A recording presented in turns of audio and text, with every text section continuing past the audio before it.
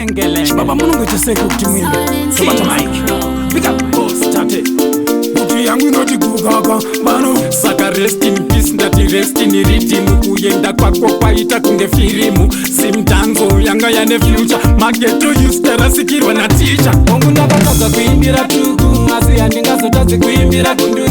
Matisi yani chironda maguru van Tiri mulo kutauni pa mangoro vatan Cheru ndakataza kuimbira tuku Asi yandingazotazi kuimbira kunduru Matisi yani chironda maguru van Tiri mulo kutauni pa mangoro vatan Atingaso shori kutonga kwa jaja Kwedu kumango mama titorera musoja Angarile ndiloti kwete kutironja Vakavanda vachifunga kuti ndezve fonja Vatichina fupa and gathering Mativonesa fuhora and slaughtering Ndaidona naye mwana masembeni Mangoma ake takaterera kubva tambeni Mungu ndakataza kuimbira tuku Asi yandingazotazi kuimbira kunduru Matisiya nechironda maguru van Tiri mulo kutauni pa mangoro vatan Cheru ndakataza kuimbira tuku Asi yandingazotazi kuimbira kunduru Matisiya nechironda maguru van Tiri mulo kutauni pa mangoro vatan Nasi ndaziona kuti pasi ari kute Baba vangu vakatora pati ya ufute Yesu chaiye akapuwa suna Tisinei kuti aima mutuwa Mari vanoziva zvaimuremera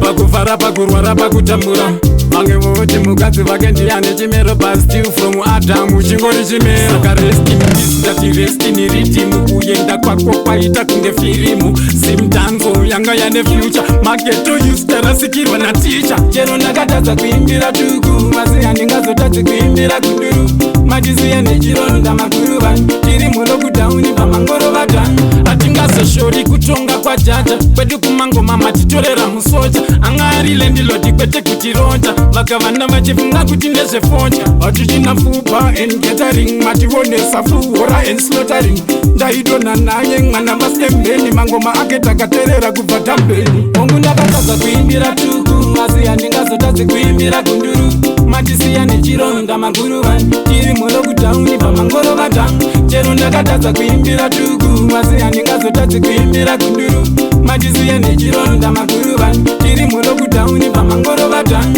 Mungu ndakataza kuimbira tuku Asi yandingazotazi kuimbira kunduru Matisiya nechironda maguru van Tiri mulo kutauni pa mangoro vatan Mari vanoziva zvaimuremera Pakufara pakurwara pakutambura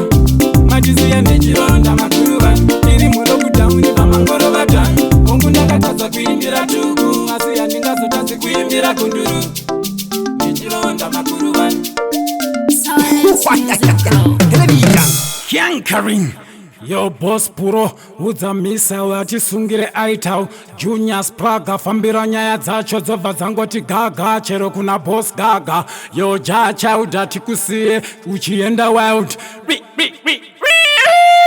walirano sedise wanyaskadati aka machine gun buti yangu inoti gugaga banosara vati rabada yo RIP Makuruwani.